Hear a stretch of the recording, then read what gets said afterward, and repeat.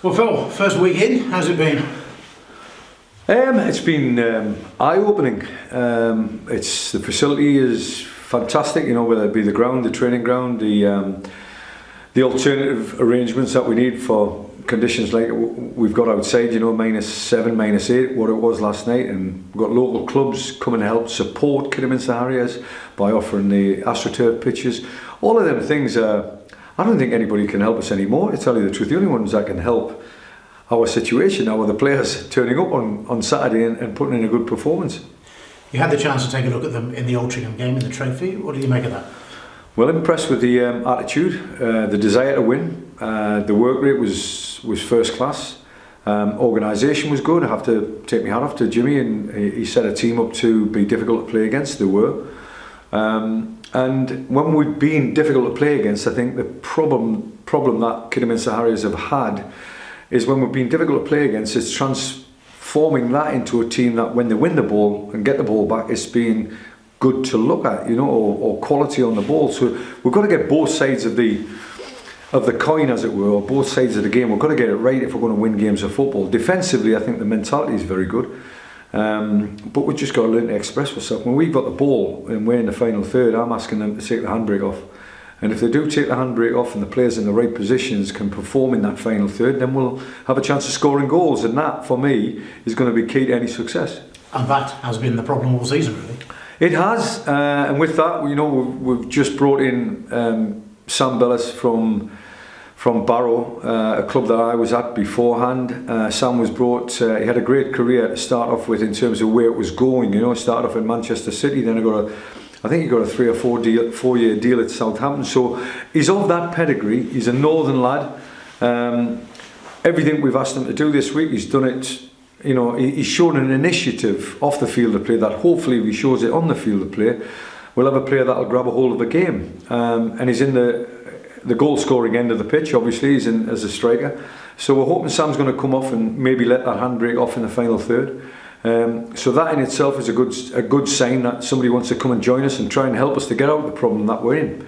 Hopefully that won't be the end. There'll be 2 or 3, possibly even 3 or 4 within the month. And then we'll have fresh faces and we'll have fresh ideas and we'll have a fresh impetus. And the main part of it is the fresh impetus comes from results. And hopefully Saturday we've got a team that I managed to watch a couple of times when I was working for the BBC.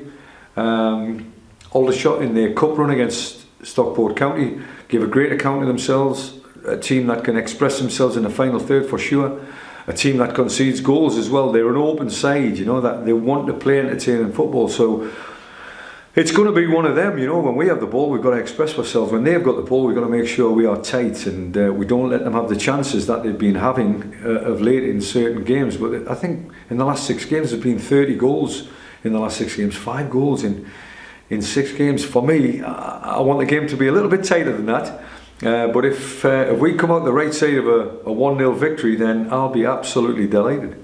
Realistically, if you're going to get out of it, you've got to be solid here and you've got to get right at it. Yeah, for sure. And that's what I witnessed. That's what I took from the game against Altrincham. A lot of people can say they made changes. A lot of people can say we made changes. So at the end of the day, whether it's first choice or second choice, it doesn't matter to me. It's the attitude and mentality of the group of players. We showed a good enough attitude, even having conceded a penalty in the 92nd minute.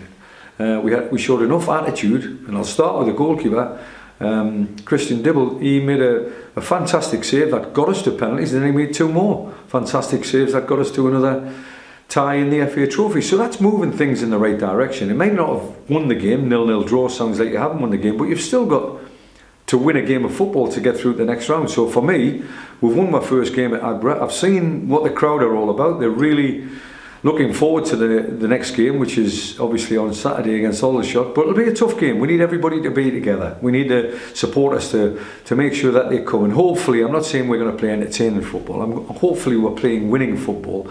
And that in itself keeps the floodgates open and the support comes along. In terms of comings and goings, I've been advised of 1 or 2 others. Bailey Hobson, for example, has been recalled by Chesterfield. Yeah, testimony to what Bailey's done for himself. He's been involved in, I think, over 20 games this season. And you have to say on Saturday, for me, somebody who's ran 13 kilometres in a game of football is going to catch people's attention. One, because of the energy levels they bring to the game. If they've got quality as well as that 13 kilometres, my word, they'll be playing at a higher level. He's been brought back by a team that are flying high in our division. If he gets an opportunity to play for Chesterfield, well played. If he doesn't get that opportunity, I'll be disappointed with the call back, because Bailey, his career is just off and running, you know, and you don't want to put a spanner in that works, to tell you the truth. But I'd like to thank him for his contribution. I've obviously watched him on Saturday, and I've had a couple of days on the training ground. You've seen his attitude and his mentality, but it was an example to everybody that he's left behind.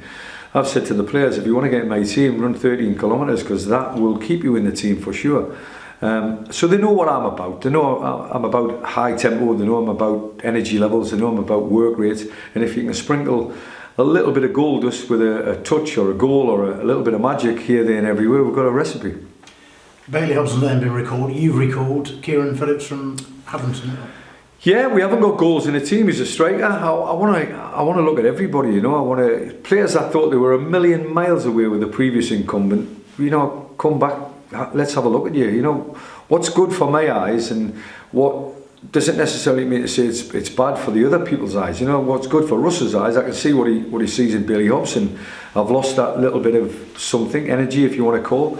But what I will do to these players, I'll give them an opportunity. The way they thought they were a million miles away from the first team, they might think they're a little bit closer, and if they think they're a little bit closer, give me a little bit of something that I can say, well, go on in, you're in the team for Saturday. I won't be thinking the same as Russ Penn. We've got different eyes, probably same mentality in terms of football, wanting to win a game, but at the same time, that difference of opinion can be the character, can be the individual itself. So everybody's got an opportunity. And Matt Preston, we understand, has been you've extended that out to the end of the season. Absolutely delighted. Matt will tell you the circumstances at Swindon, where I thought I had an opportunity to work with Matt, and then it was whisked away from me by a better contract and a bid from a club that was doing as well as what we were in our division. And Matt just wanted to go with the chance of playing for Mansfield and a different manager. So we sort of missed each other, not nastily, we just missed each other last time. I'm delighted that I can work with him. I thought he was only going to have one game and that was him. He was gone again, but he's had a horrible injury this year, and the conditions won't be conducive to helping him in that situation, or hard grounds or AstroTurf training or whatever. But Matty committing to us till the end of the season, for me, is just an absolute delight. And I'm looking forward to working with him. I'm looking forward to his contribution on and off the field of play. He's an elder statesman now. He'll voice his opinion, and he's got pace. And when you've got a centre half with pace, I think you've got to look twice at that. You know, you've got to make sure you keep anybody with pace, keep them around. A final point: he also comes across as being a leader, and you've got to need a few of those, don't you?